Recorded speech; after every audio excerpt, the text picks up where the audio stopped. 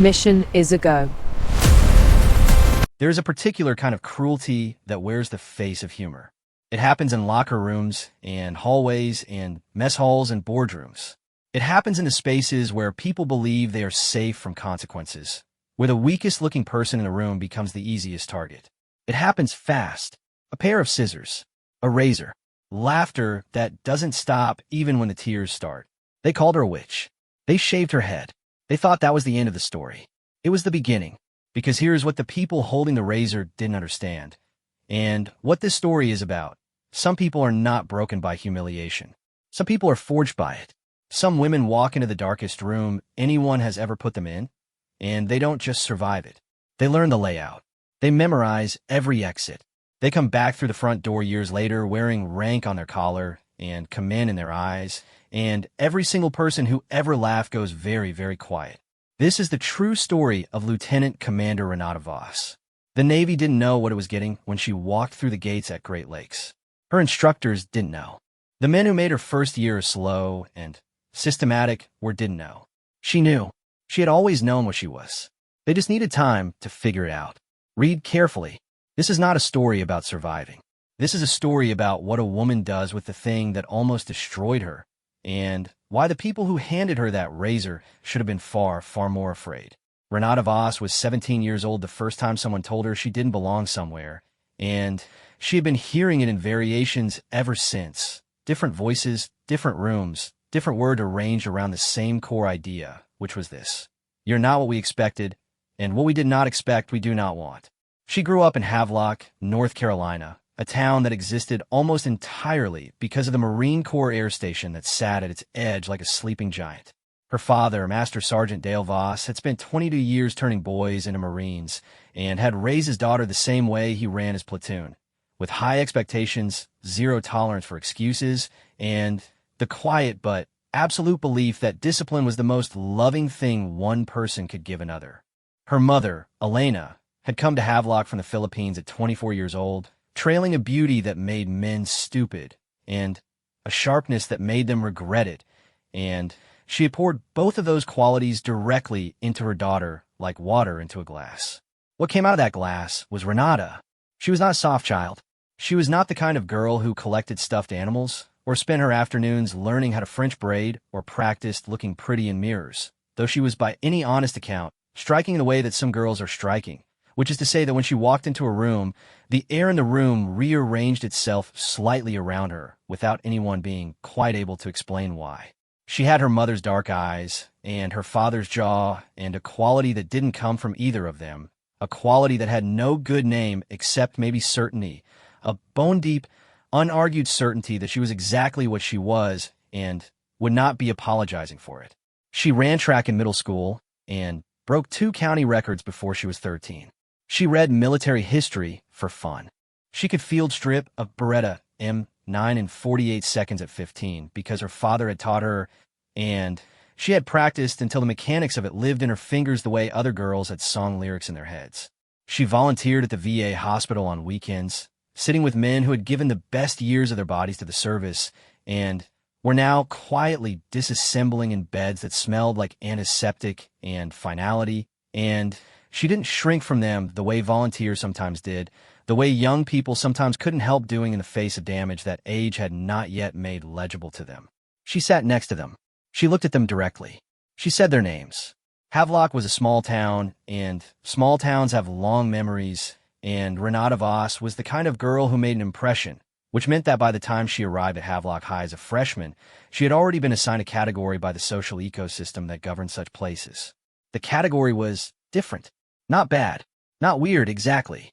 Just different. The kind of different that made certain people uncomfortable in ways they couldn't fully articulate, which meant they expressed the discomfort the way people usually do, which is by pushing on it until it either breaks or pushes back. She didn't break. She pushed back. Her first year of high school, she was challenged to a fight by a senior girl named Darlene Marsh who had decided, for reasons that were never entirely clear, that Renata's habit of making eye contact was a form of disrespect. The fight lasted 45 seconds. Renata didn't throw the first punch. She also didn't throw the last one. Darlene went home with a split lip and an expression that people who had been in fights recognized as the look of someone recalibrating their understanding of the world. Renata went to the principal's office and sat in the chair across from Principal Hodges with her hands folded in her lap, completely steady, the way she'd seen her father sit across from superior officers, and said without elaboration that she had defended herself and would do so again under similar circumstances, and that she was sorry for the disruption. Principal Hodges, who had spent 30 years watching young people come through his office, looked at this 15-year-old girl sitting across from him with the posture of a soldier and the calm of a surgeon, and felt something he couldn't name, but recognized as something adjacent to unease. He gave her 3 days of in-school suspension and a note in her file. She served them without complaint and came back on the 4th day and sat in the front row of every class as she always had, and Darlene Marsh never looked at her directly again for the remaining 3 years they shared a school. This was the pattern of Renata's life. Confrontation, resolution, the world rearranging itself slightly to accommodate the fact of her. She was going to join the Navy. She had decided this at 14, in the VA hospital, sitting next to a retired chief petty officer named Willard Dupree, who had served on a destroyer in the Gulf, and who, in the slow and careful way of men who have seen too much to waste words, had told her that the sea had a way of showing a person exactly what they were made of, and that most people never found out what they were made of, and that this was the central tragedy of civilian life. She had held his hand while he slept, and looked at the medals on the small shelf beside his bed and thought, yes, that is the thing. She told her father at dinner that same night. He looked at her across the table for a long time. His face did the complicated thing it sometimes did, the thing where pride and worry arrived at the same moment and fought for space, and then he picked up his fork and said quietly, "You'll be good at it." Her mother said nothing. She reached across the table and covered Renata's hand with hers and left it there for a moment, and Renata understood that her mother was saying something that didn't have words, something about what it cost women to be exactly what they were in places that had been built without them in mind. And Renata nodded, and her mother nodded back, and they ate the rest of dinner in the comfortable silence of two people who understood each other completely. She graduated second in her class. She could have been first, the valedictorian, a boy named Trevor Atchison, who was going to Duke on a full academic scholarship, had a GPA 0.0, 4 points higher than hers, and some people said later that she had, let it happen, that she had made a quiet calculation about what she could afford to be seen doing, but if you asked Renata, she would tell you she had simply decided that Trevor needed it more, and that rankings on a high school transcript had never been the measure she was interested in. Anyway, she had other metrics. She had always had other metrics. She enlisted at 18, 3 weeks after graduation. Great Lakes Naval Training Center sits on the western shore of Lake Michigan, just north of Chicago, and in late August it is hot in the specific way that places near large bodies of water are hot, thick and close, the air carrying moisture that settles on the skin and refuses to leave. Renata arrived there by bus with 43 other recruits, most of them male, many of them large, almost all of them arriving with some version of the same expression, which was the expression of people who had spent their whole lives being told they were impressive and were now, for the first time, standing somewhere that hadn't gotten the memo. She arrived with no such expression. She arrived looking like herself. This, as it turned out, was already a problem. Boot camp is a machine designed to produce uniformity, to sand down the individual edges of 44 different people and produce something interchangeable and precise and obedient. The machine works on most people. Most people arrive with enough soft edges that the sanding down process produces something usable without too much difficulty.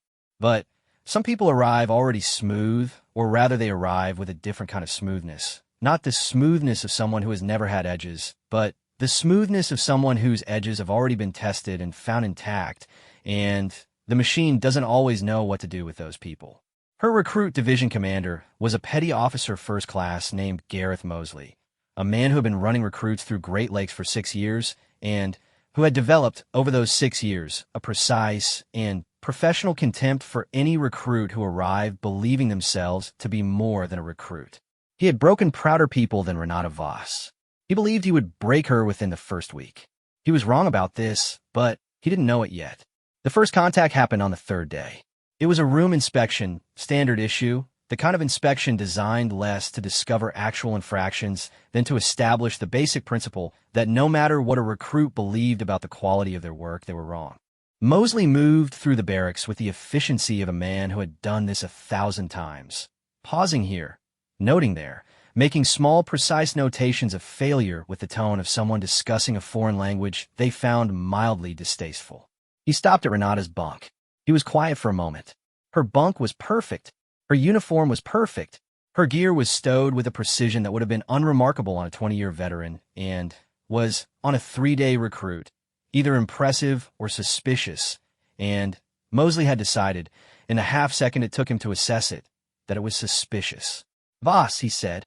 "Yes, Petty Officer Mosley." "Where are you from?" "Havelock, North Carolina, Petty Officer Mosley." "Daddy a Marine?" "Yes, Petty Officer Mosley." He made a sound that was not quite a word and moved to the next bunk, and Renata stood at attention and looked at the wall 6 inches above his head the way she'd been taught, and felt, under the rigid surface of her posture, the quiet assessment taking place, the man's version of it and her own answering version, and understood that they had begun something. She didn't know yet how far it would go. The other recruits in her division were a mixed population. Some of them were fine. Some of them were good people in the early stages of becoming better ones. There were 3 other women in the division.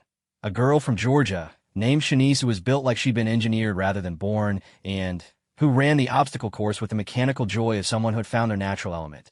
A quiet, precise woman named Abby from Minnesota, who said almost nothing and missed nothing.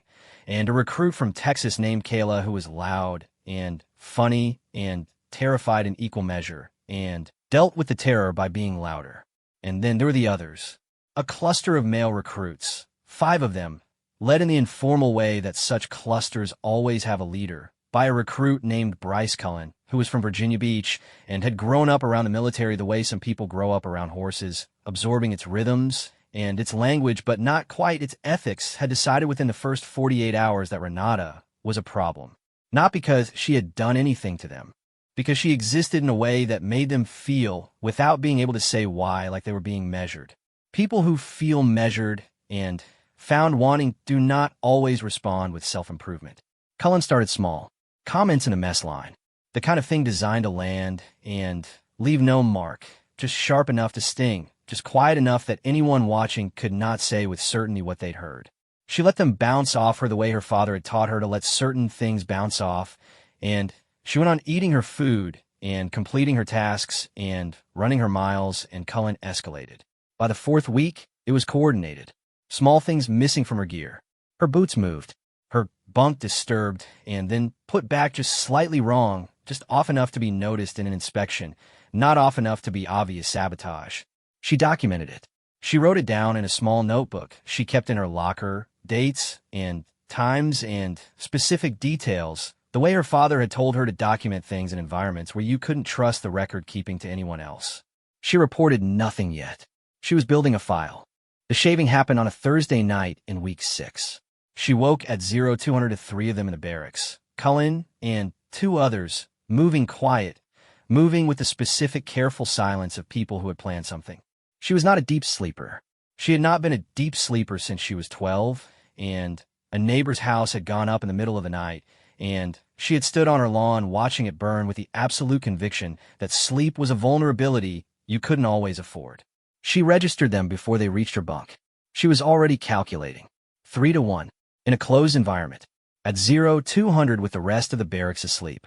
She was fast, and she was trained, and she was angry in the specific cold way that she had learned to use anger like a tool, like a dial she turned up, and then turned precisely to the setting she needed. But 3 to 1 was 3 to 1, and she understood in the half second before Cullen's hand landed on her shoulder that this was going to go sideways no matter what she did.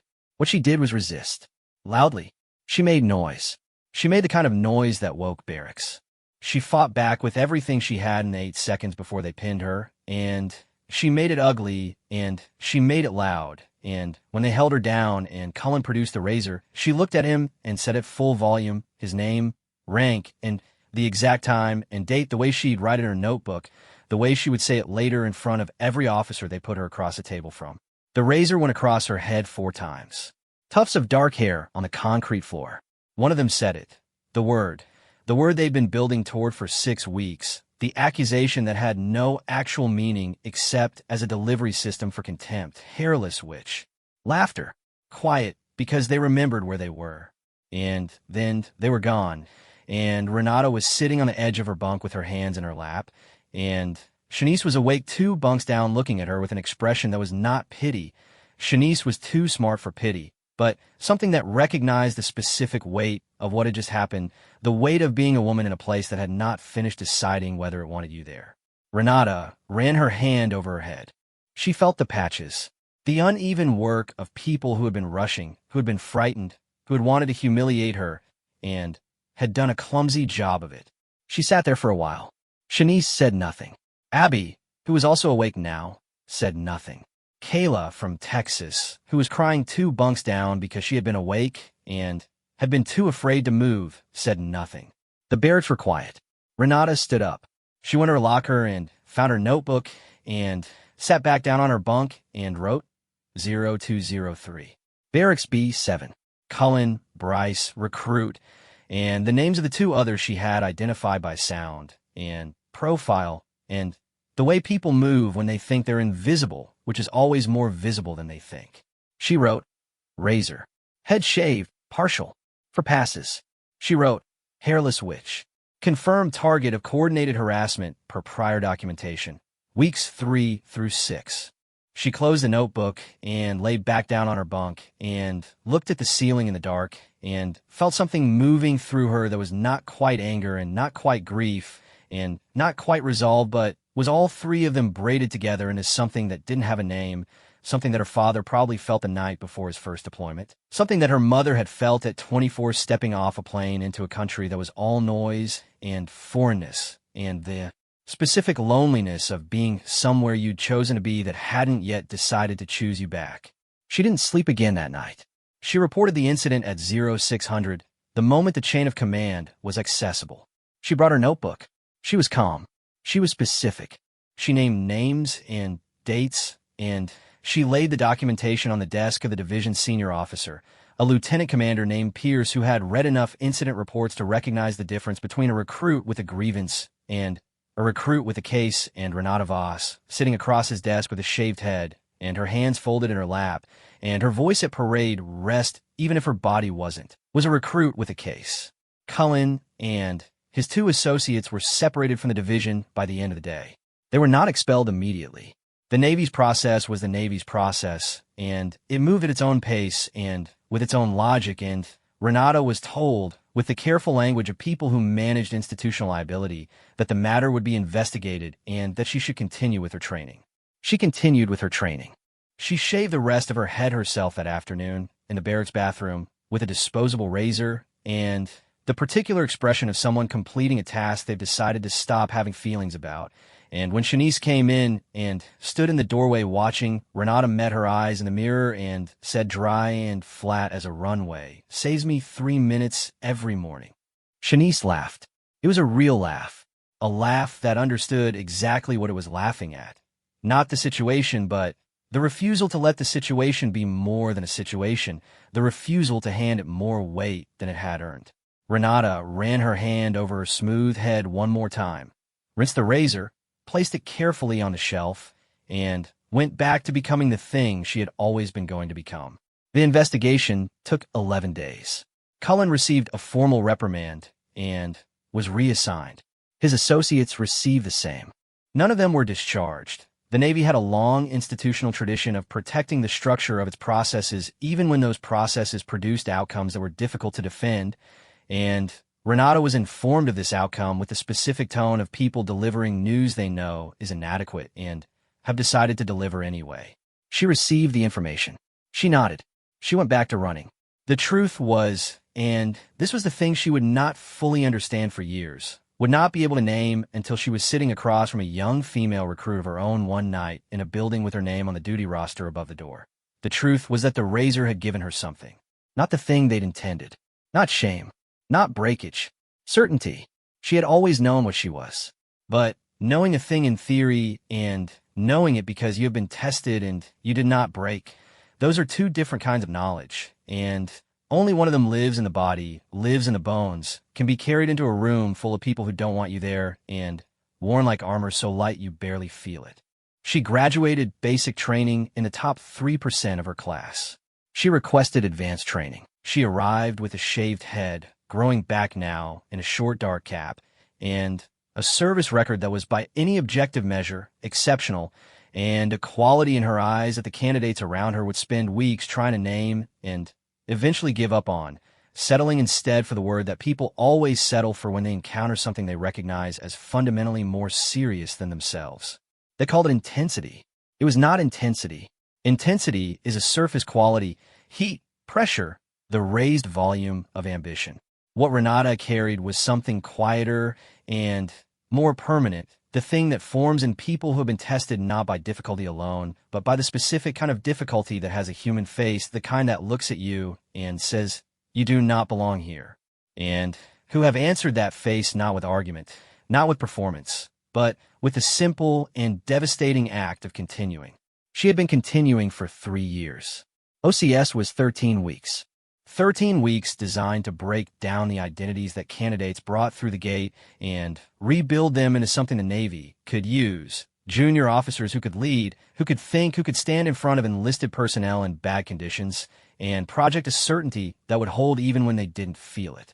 The program was rigorous and intentional, and it produced good officers, many of them. It also had a way, the way all such institutions have, of revealing the difference between people who were performing toughness and people who actually possessed it. Renata did not perform anything. She simply was what she was. Her class consisted of 62 candidates. 11 of them were women. This ratio was considered, in the institutional language of 2009, an improvement. Renata had absorbed enough history to understand what the word improvement meant in this context.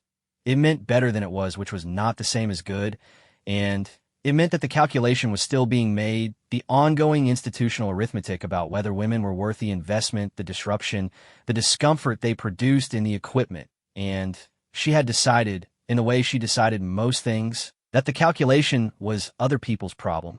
Her problem was performance. Her problem was becoming the best officer in the room. The calculation would follow the performance. She was certain of this the way she was certain of very few things, bone deep, unargued, the kind of certainty that doesn't need reassurance because it isn't asking. Her OCS company officer was a lieutenant commander named Rachel Huang, one of 11 female OCS instructors in a staff of 47, a woman who had served 2 tours in the Pacific and had the quiet, load-bearing competence of someone who had spent years being underestimated and had used every hour of it productively. Huang ran her section with a precision that was almost musical.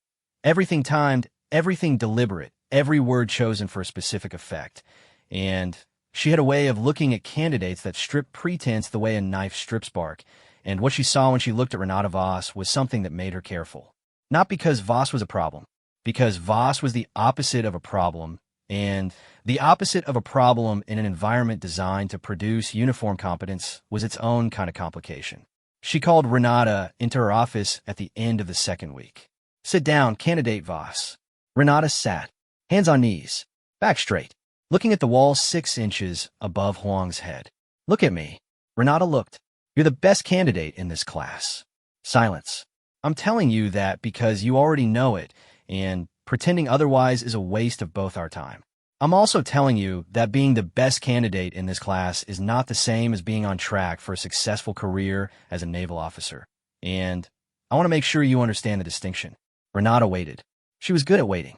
She had learned patience the way she'd learned everything useful from her father, who had told her once that patience was not the absence of urgency, but the intelligent management of it, that the person who could hold urgency in their body without letting it leak into their face was the person who controlled the room, every time without exception. Huang leaned forward.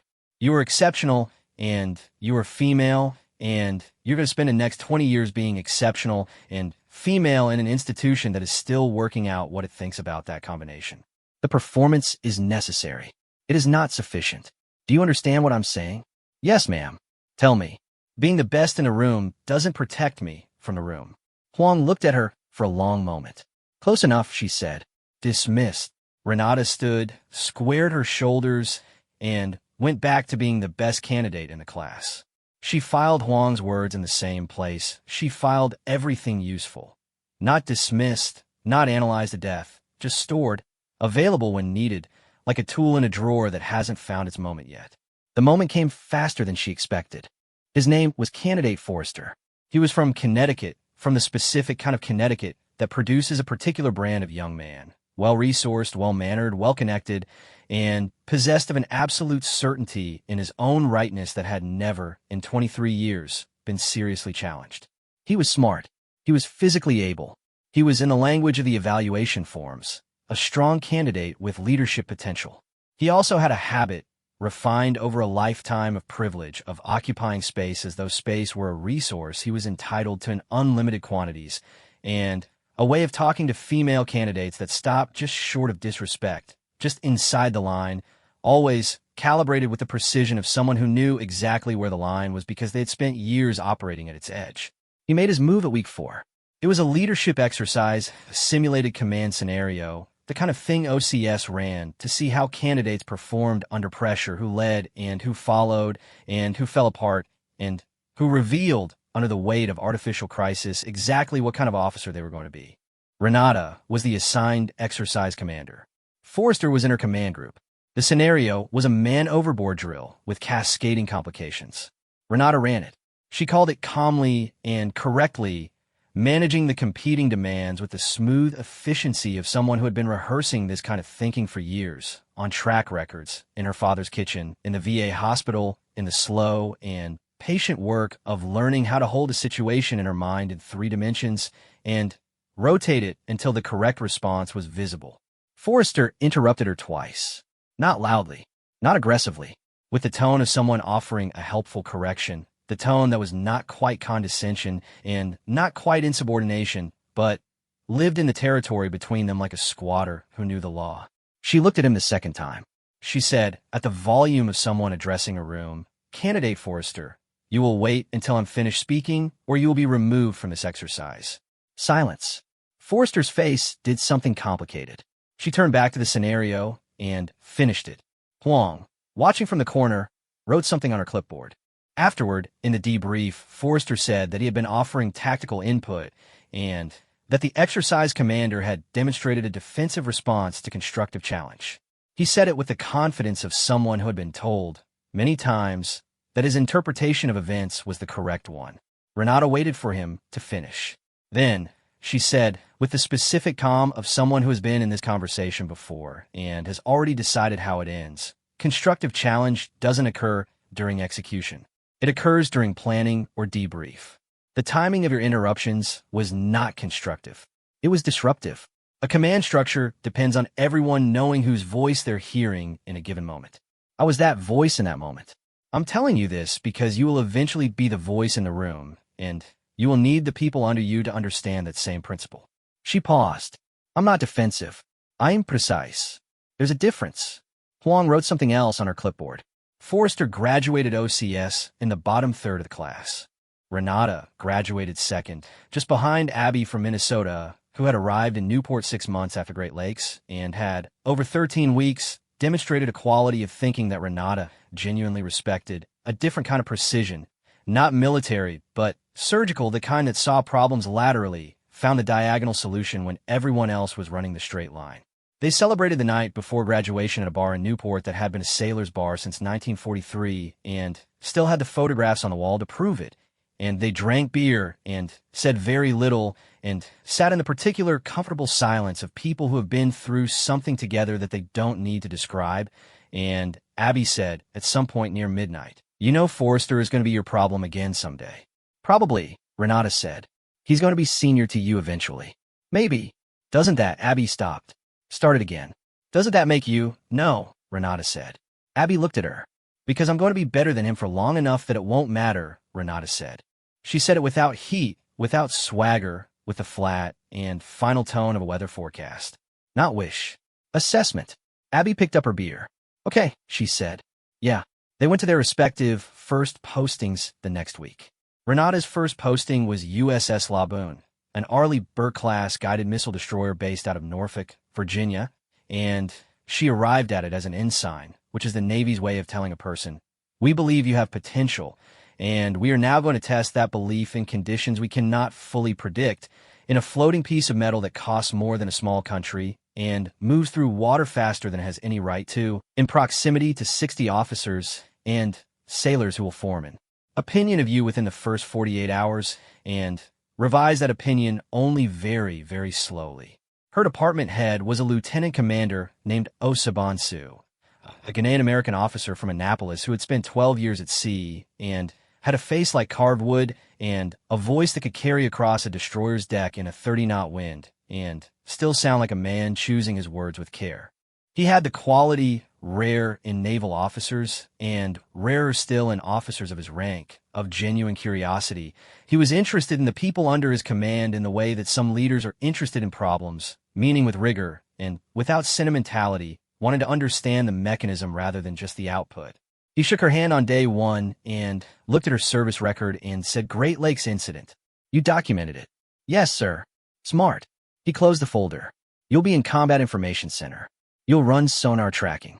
Your team is 4 enlisted sailors, 3 of whom are exceptional, and 1 of whom is going to test you inside a week.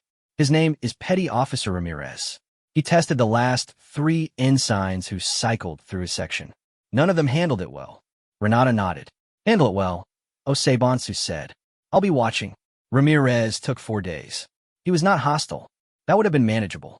He was the more sophisticated version, respectful on the surface, technically compliant, and precisely, methodically, almost artistically insubordinate in the space between compliance and its letter. He executed orders a fraction of a second too slowly. He answered questions with a completeness that was technically accurate and practically useless. He performed deference so well that it was indistinguishable to anyone watching from outside from the genuine thing. Renata had seen it before. She had been seeing it, in one form or another, since she was 15 years old. She waited 1 week. She documented. She watched Ramirez work, and this was the thing she noticed, the thing that mattered. He was excellent. He was genuinely, technically excellent. One of the best sonar operators she'd seen in training or at sea, and the insubordination was not laziness, not incompetence. It was testing. It was the same test Mosley had run, that Cullen had run, that Forster had run, the same fundamental question in a different accent. Are you real? Are you actually what you appear to be, or are you a performance that will crack under pressure? She went to him at the end of his watch on a Tuesday evening, when the CIC was quiet and the 2 of them were alone, and she sat across from him at the sonar console and said, without preamble, "You're testing me." He looked at her. "You've tested the last 3 ensigns who had this section," she said. "They failed whatever you were testing for. I'm telling you now, so we can skip the middle portion. I'm not going to fail it. Not because I'm better than them. Because I've been being tested since I was 18 years old by people with significantly more resources for it than you have, and I'm still here, and I would like to use the time we're going to spend in this compartment together to actually make this section excellent, which is a waste, and I think you know it." Silence. "So," she said, "are we done?" Ramirez looked at her for a long time with the specific expression of a man recalibrating. "Yes, ma'am," he said, and then, after a pause, "Ensign Cortez's second tour. She cried in the head after the 3rd day." "I know," Renata said. "I read the file." Ramirez almost smiled. It was the almost that mattered. The fraction of warmth before the professional face reassembled itself. The fraction that said, "Okay, I see you. We can work." They worked. Over the next 14 months, CIC Section 2 under Ensign Voss became the highest-rated sonar tracking unit on Laboon. Ramirez re-enlisted for another 4 years at the end of his contract. He told Osabansu in the exit interview that wasn't an exit interview, that Voss was the best junior officer he'd served under. He said this with the directness of someone who did not give compliments as a courtesy, which meant it arrived with the weight of a compliment that had been evaluated and found accurate. Osabansu filed it in her service jacket.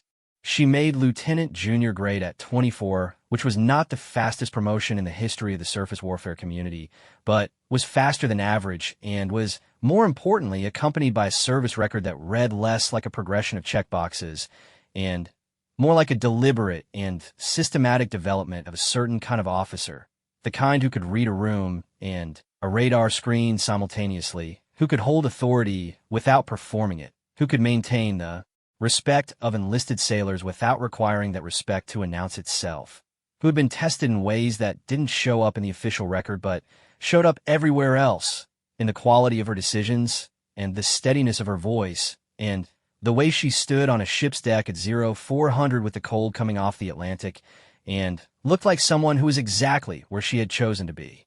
She requested SEAL training at 25. This was the moment that the Navy, as an institution, took a breath. Because the Navy SEALs had been, for the entirety of their existence, a male force, not formally prohibited to women since the law changed, but practically, culturally, historically, functionally male in the way that certain places are male, not by rule, but by the accumulated weight of 1,000 small practices and expectations and customs that amounted to the same thing. Women had been allowed to pursue special operations training. The number who had completed it could be counted on one hand. The number who had reached senior rank within it was smaller. Renata submitted her request with the same documentation. She submitted everything. Clean, complete, specific. Performance reviews. Physical fitness records. Letters of recommendation, including one from Osebonsu that was, in the economy of military recommendation letters, practically a soliloquy, 3 full pages of specific incident, and observed competence that said, in its cumulative effect, if you do not give this officer what she is asking for you, are making a mistake you will eventually be explaining. The request sat on desks for 11 weeks. It was approved on a Wednesday. Renata was in the CIC when she got the news. Ramirez, who had somehow found out before she did, in the way that petty officers find out everything before officers do, was at his console with his back to her, and said without turning around, "Congratulations, Lieutenant." "Thank you, Ramirez. You're going to be the best they've ever seen," he said. He said it the same way she had once said she was going to be better than Forrester, flat, declarative, the tone of forecast. She looked at the back of his head. "I know," she said. She started BUD/S, Basic Underwater Demolition/SEAL Training, at Coronado, California, in March at 25 years old, reporting to an instructor cadre that had been training SEAL candidates for a combined total of 112 years and had in that time developed a precise and professional attitude toward failure, meaning they expected it, designed for it, and had specific techniques for accelerating it in candidates who were going to fail eventually anyway, on the theory that it was better to find out in training than in the field. She was the only woman in her class of 41. The instructors were professional. The instructors were also human, which meant they brought to the training the full weight of what they believed and expected and, in some cases, needed her to do, which was quit.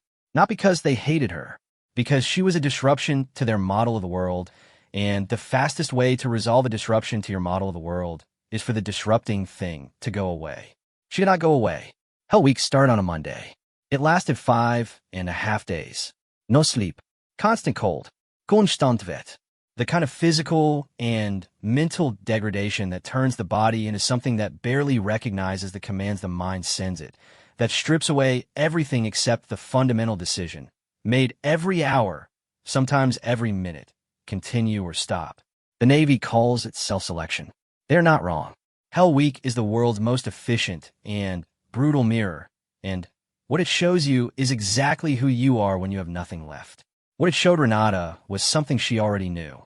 She was still there on day 4 when the attrition had cut her class from 41 to 22.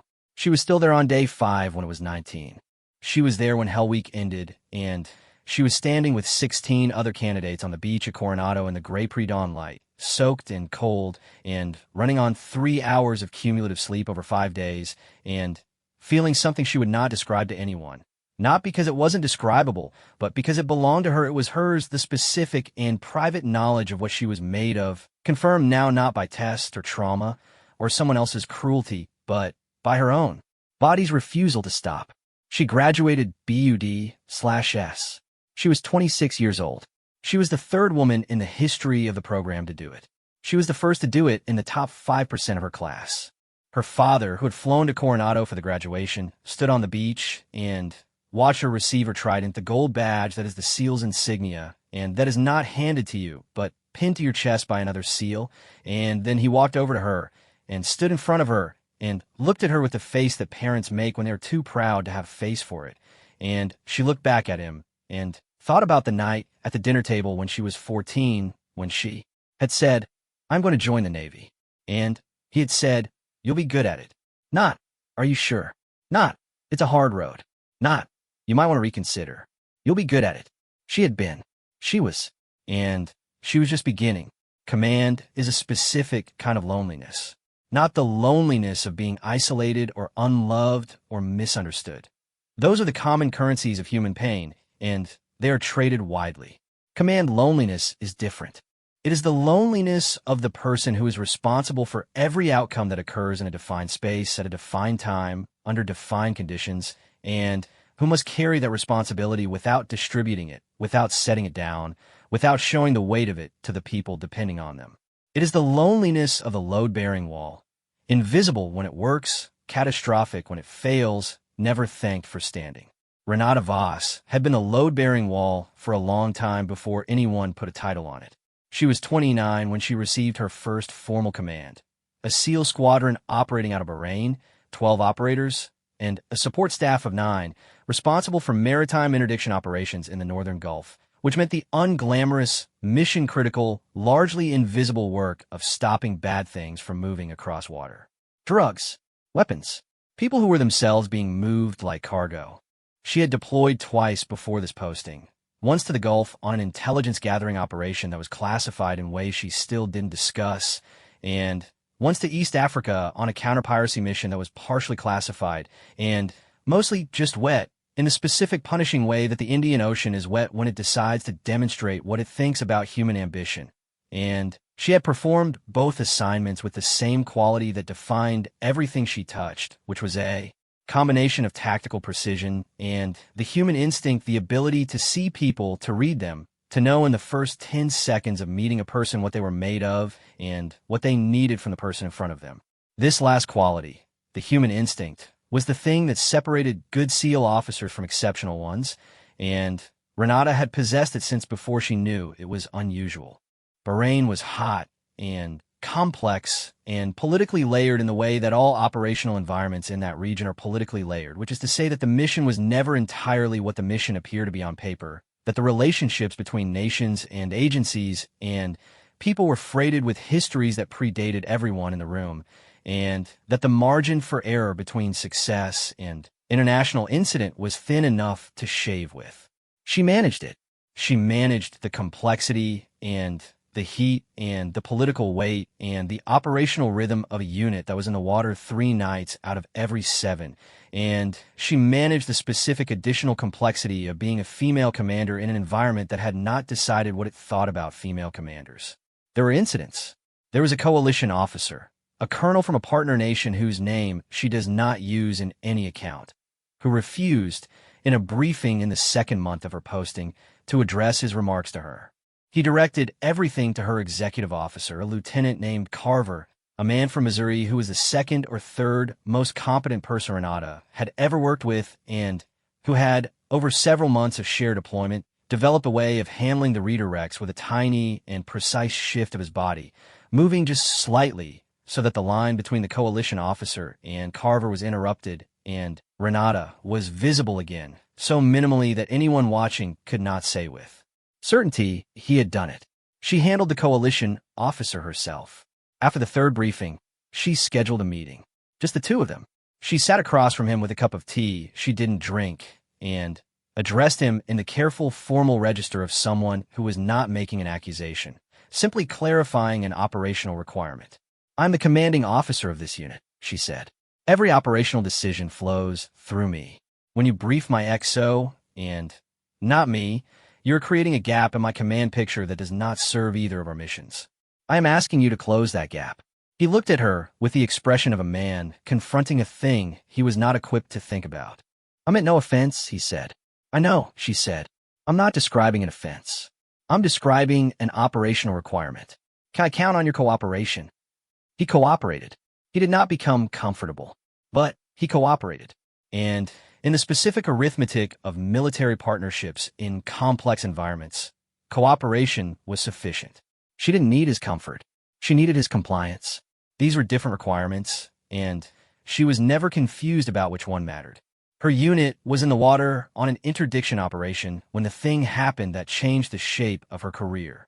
They had intelligence on a dhow, a traditional wooden sailing vessel of the type that has moved goods across the Gulf for 3,000 years, and that has, in the modern era, also moved a significant percentage of the arms flowing into certain conflict zones. That was carrying a mixed cargo, which was the intelligence community's elegant phrase for a combination of small arms, ammunition, and a component type that triggered a different category of concern, a Category 3 concern, the kind that had three-letter agencies paying attention and making calls at hours they would normally be asleep. The operation called for interception and boarding. Standard parameters, except that the intelligence picture had holes in it, as intelligence pictures almost always do. And the specific holes in this one were the kind that made experienced operators nervous, the kind that suggested the people on the Dow knew they were being watched and had adjusted their posture accordingly, which meant the boarding scenario had more variables than the plan accounted for. Renata ran the pre-mission brief. She identified the gaps. She adjusted the approach, pulling from a contingency she had written into the plan precisely because she had seen the intelligence picture the way she saw most things. Not as a complete image, but as a set of indicators, each of which was also pointing at what was not visible. We're going in at a different vector, she said. North approach, 30 degrees off the plan line. The pattern on the eastern side has changed in the last 6 hours. Something is positioned there. Her team's senior chief, a man named Yarbrough who had been in the water for 18 years and had the face and manner of someone who had simply decided at some point that fear was a distraction he couldn't afford, looked at the intelligence overlay and then at her and said, "Your call, Commander." It was her call. She made it. The northern approach added 9 minutes to the insertion. 9 minutes in the water at night in the Gulf is not a small number. It costs something. Her operators knew that, and they executed anyway because the job of an operator is to execute the commander's decision, and the job of the commander is to make the right decision. And the thing about a good unit is that the operators trust the commander to have done the math that they are not privy to, and the commander trusts the operators to execute the math in the water where she cannot follow. She was on the command vessel when the contact opened up from the eastern approach, exactly where she had said something would be, a second vessel, a small skiff running dark, positioned to observe and potentially intervene in a boarding from the planned direction. It was interdicted by the second element of her unit, which she had repositioned as part of the same adjustment before it could influence the primary boarding. The Dow was boarded clean. The cargo was what the intelligence had suggested, and more. The Category 3 component was confirmed. Nobody died. The after-action report was filed the next morning. Yarbrough, in the section of the report that asked for comments on leadership performance, wrote 4 words. Commander Voss reads water. This is not a standard military phrase. It is not official terminology. It is the kind of assessment that circulates in the specific oral culture of special operations communities, passed between operators the way currency passes between traders. Not formally, not on paper, but with a weight that matters more than anything on paper. It reached people it needed to reach. She was 31 when she was promoted to lieutenant commander, the rank that carries the prefix and the weight of it, the formal acknowledgement that the Navy had assessed her and found her not just competent, but exceptional, and was prepared to put resources behind that assessment. She had been Lieutenant Commander Huang's rank when Huang had called her into an office at OCS and told her that being the best in the room was necessary, but not sufficient. She thought about that conversation a lot. She thought about it not with the retrospective irony of someone looking back on advice that had turned out to be simpler than it was delivered, but with something more like gratitude, the specific gratitude of someone who has been given a tool early and has been finding new uses for it for years. Being the best was not sufficient. The room mattered. The relationships mattered. The political architecture of institutions mattered. She had not ignored it.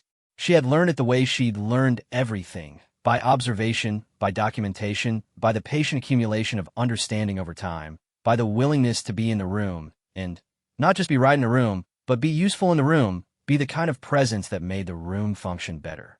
She was, by 31, a politician in the best sense of the word. She held the positions she had always held. She advocated for the things she believed in. But she had learned to do it in the language that institutions understood, in the timing that institutions responded to, in the way that people who want to change things from inside institutions have always had to learn, not with the sledgehammer, but with the steady, patient pressure of water finding its level. She also trained people. This was something she had not known would become important to her, had not anticipated how much she would care about it. But she discovered that she had opinions about how operators were made that were strong enough to constitute a philosophy. And a philosophy that's strong tends to find its expression whether you plan for it or not. She began mentoring junior female officers formally when she was given the additional duty of advising on SEAL program admissions.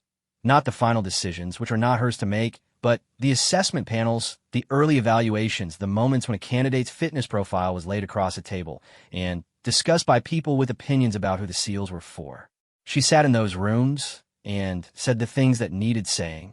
She said them with the evidence, her own record, Abby's record, the records of the women who had followed them through a pipeline that had been designed without them, and that they had navigated anyway by being better than the standard the pipeline was designed to produce, which was the only available strategy when the pipeline didn't believe you should be in it. She made enemies. She had always made enemies. She had made them at 15 and at 18 and at OCS and at Bahrain. She made them in the admissions committees, men, mostly who had built their identity around a certain definition of what the SEALs were and who experienced any expansion of that definition as a diminishment, which is the cognitive error of people who have confused the excellence of the thing with the exclusivity of access to it. She documented the enemies. She continued. At 34, she commanded a larger unit, a full SEAL task group, 48 operators, and a support element of 30, responsible for a region of the Indian Ocean that she is not permitted to specify by name in any public account, conducting operations that are summarized in public records as special reconnaissance and direct action in a specific generic language that tells you nothing specific and means everything general.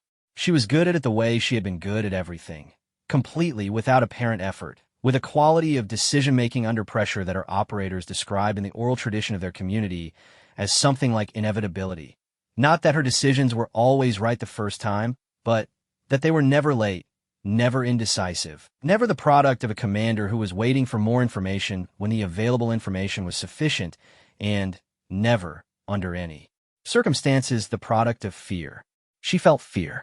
She knew this because Yarbrough had told her in one of the conversations that happened between long-serving operators and their commanders in the specific honesty of operational downtime, that the operators watched for fear in their commanders not because they expected its absence, but because they needed to see it managed. They needed to see the commander feel the same thing they were feeling and make the decision anyway, because that was what gave the decision weight, gave it the quality of a thing that had been chosen rather than defaulted to. "We see you, Commander," Yarbrough had said, on a flat evening in the Indian Ocean, with the water going the specific shade of orange that preceded the Gulf's spectacular sunsets. When you look at a picture and something moves in your face, we see that, and then we watch you put it back. That's the part that matters to us. She thought about this on the nights when the operational picture was full of holes and the intelligence was degraded and the weather was wrong and the mission needed to happen anyway because the window was closing and the opportunity would not recur and the harm the operation was designed to prevent was specific and real and timed. She thought, Yarbrough is watching my face. She put it back. The mission happened. It went clean or it didn't, and she wrote the reports, and she debriefed her operators, and she sat with the outcomes the way a surgeon sits with outcomes. Not detached, never detached, but with the professional relationship to consequence that is the only sustainable way to continue operating in a field where the consequence of failure can be measured in lives. And through all of it, the shaved head from Great Lakes came with her. Not literally. Her hair grew back within months and had been a practical shortcut for years now.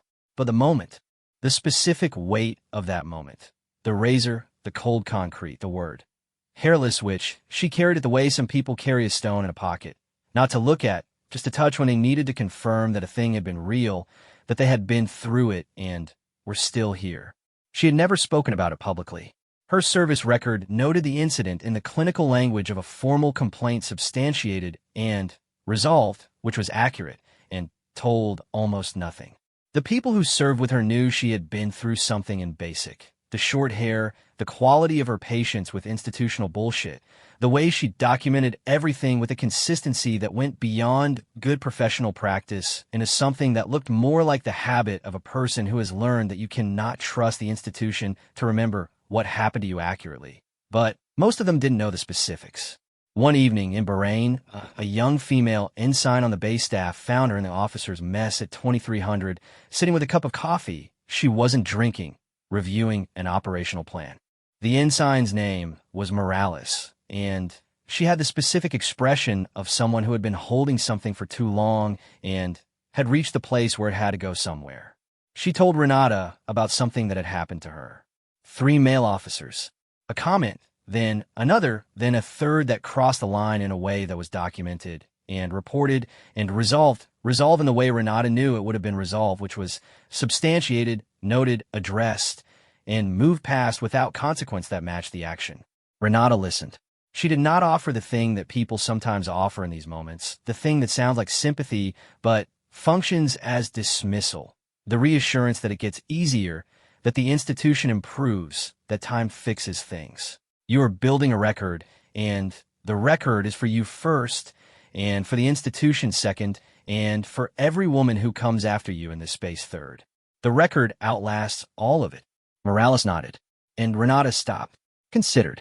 You're not going to let this be the thing that defines your path. You're going to let it be the thing that refines it. There is a difference, and it is not a small one. Morales looked at her for a moment.